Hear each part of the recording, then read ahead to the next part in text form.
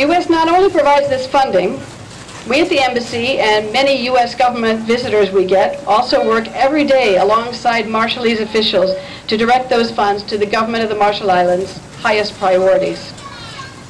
But there are many areas for which just more funding is not enough. It won't get the Marshall Islands to where it needs to be by 2023. Every Marshallese citizen should be urging their elected officials to address these key areas. There are proposals and studies that can guide the Marshall Islands to make needed reforms to strengthen the economy. A group of Marshallese experts recently prepared a comprehensive adjustment program, the CAP, a plan for making the changes to the Marshall Island laws and policies that are critical for the economic health of the country. Some of the recommendations that the group made in the CAP have been suggested by the IMF, ADB, World Bank, outside visitors viewing the Marshall Islands from afar. This CAP was prepared by Marshallese for Marshallese. They did the math. They looked at trends of spending and the expectations of income and made a clear case that the measures they were recommending are absolutely critical and must be taken now, understanding full well that the measures they're recommending are far from easy. I'd like to highlight just a few of the recommended measures from the CAP. One that was discussed recently in the journal is the need for a review of the state-owned enterprises. Marshall's Electric Company, Airline of the Marshall Islands, Tobalar, Shipping Corporation, and others. Many of these enterprises are troubled and are losing money and require government assistance year after year. These enterprises need to be studied and their troubles diagnosed. And the government and the people of the Marshall Islands should demand accountability for their operations. Another recommendation in the CAP is to reform the tax and revenue system. The RMI needs a system that is equitable, efficient, and simple, while raising sufficient revenue to meet the challenges facing the government. A tax commission has been established, and its recommendations for reforms are under review by the Cabinet. Ultimately, as in other governments all over the world, much of the revenue for government operations should come from the people of the Marshall Islands, all paying a fair tax in support of the services they require and expect. The CAP also discusses the need to rationalize and strengthen the civil service to have the right people in the right jobs, to ensure appropriate compensation, and to eliminate unnecessary positions and inappropriate and expensive allowances. There is currently underway a partial audit of civil service positions, and the results can point the GRMI to the next steps needed. Another recommendation supports the development of the private sector in the Marshall Islands. While there are many people doing profitable business in the country, many more have been unsuccessful or unable even to get a business started, in part because of the existing laws and regulations that throw roadblocks into their paths. A thriving and growing private sector is essential to economic development and could provide the resources this country needs to meet its future challenges. I recommend that every citizen of the Marshall Islands, and especially every student here at the college, become familiar with the Comprehensive Adjustment Program. I understand CMI has hard copies of the CAP, and electronic copies can be made available for asking. You, the people of the Marshall Islands, need to get behind these and other measures critical for strengthening your government. Let your elected officials know you want them to get behind these measures as well, to take the possibly difficult steps that are essential to this country. Your government needs your help and your support. The children who are right now in the first grade all over the Marshall Islands will be graduating from high school in 2023. What will the RMI look like then? Will these children have received a quality education, preparing them to take up the mantle of good citizenship, contribute to society, and lead the country forward?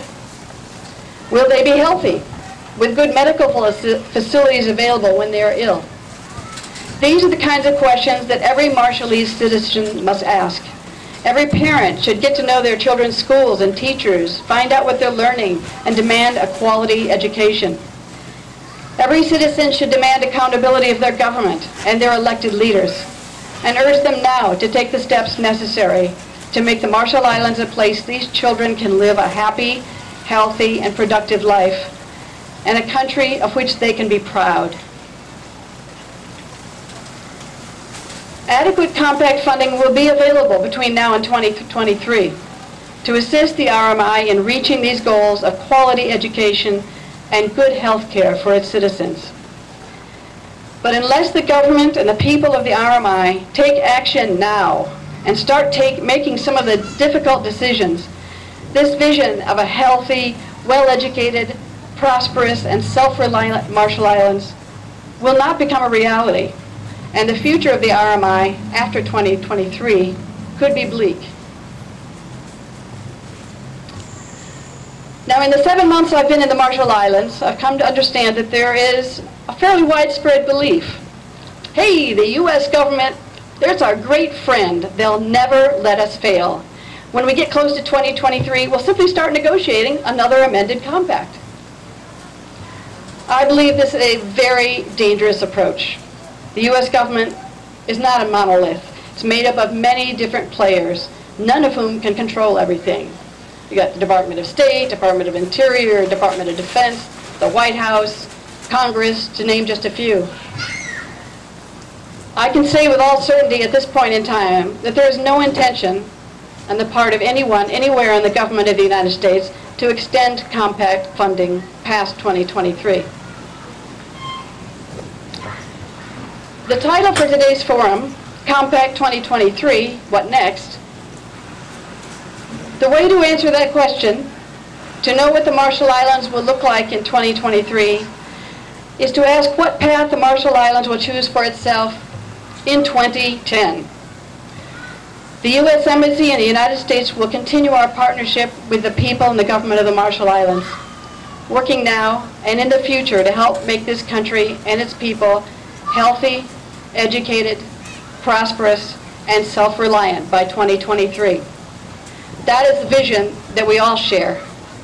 Let's go out and make this vision a reality. Thank you very much. Como todo.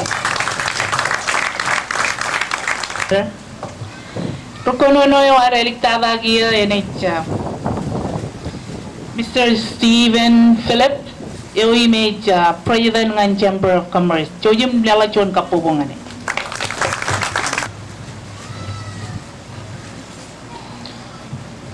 Modala kumolol ani juga dia di naman. I'd like to thank the speakers, the panels who participate and also given in their English version. I got the impression that I was not obligated to take it in English, but I rather put in Marshallese. Iluwadan, Executive Officer Member 1, Marshall Islands Chamber of Commerce. Kami iliwa jalan ar yawelo chawdin in rainy. Alabro, Euro, Rural Virgin. Government, im diplomatic corps, ingam Pujuru and CMI, im general public, kan in monim yawet. Inan purchirigirum kamolul coordinator aga armiyaro sponsori menin kamolul David government im rain matan jenda college inar air merong povado company to programi meje jiloga ilun ejichet ngan kemajuan public forum ngan kain waiwan rutin eledo cirik advance chino charbali menegin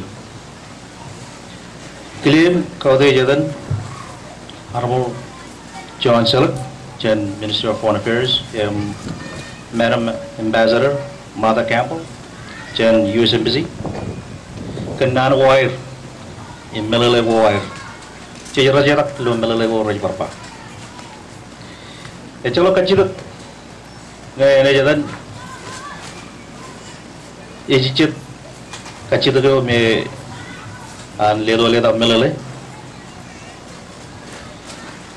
tayo jeni company tayo jeni eurta elegant rota ojin rumo chilu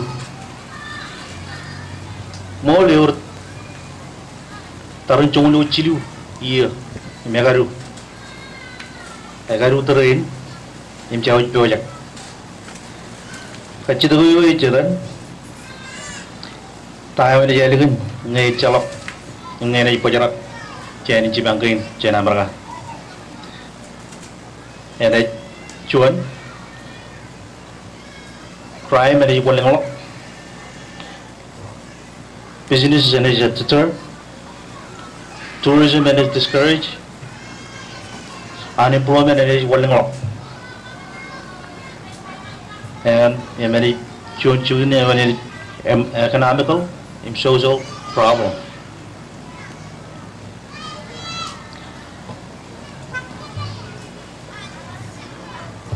Chamber of Commerce is your position. Aga what again? The Kargan Melore Rajalagagi, Imrar, advice Chen World Bank, IMF, ADB. When Marong, when Magellan in Marong, economical self-efficient. Ni cetabar aga elegant rota ojin rumo jilu euro menore kacita yang par point tau yang panjang barong pukputan cuan increase contribution na dengan intergeneration trust fund na yang mengatakan akhir ro private sector pukunan kalengalok charbal in a form of development through infrastructure and market.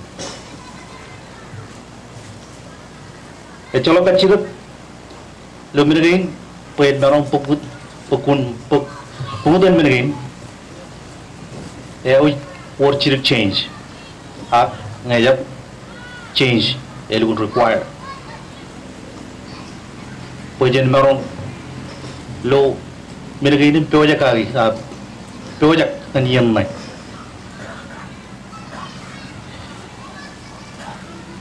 lo society nara or taran walim churo lo society nara chuane public sector private sector traditional leader religious community marginalized at ro lo public in marriage consider citizenship in magal Rawit po ba ito benron luterin yinin impukot mijalan menin pujen project enodan ambassador Martha Campbell ba cecep cala tail zoom cecep teben kainu jin teben yun ben tayo na iwalat ben ramra lo eligin na yun na ruwa daw yung rumujilu jolo kaciluk yung tapar ko Yumun Gario Lengain May Jajelokia Tabarako Siamai a John Chulu Yan Tabarak Imaging Edwin Kajor may continue encourage Rojo Roger and continue Pogation Wire Nani Jun Jagalajo may net for the community a business community may and around Kabajar Imlali Aiguju Wire Lutheran. Your Parliament may Ipen Chamber of Commerce may Rajilo when Pukuna American and Pukadian Lali Chunogar Tax Commission or Common Tax Commission or Common Report a comprehensive report may Geneja with Lali. Endem jen charbal pendroni penaga bejlare tahu jangan company lu ini. Ijuro ke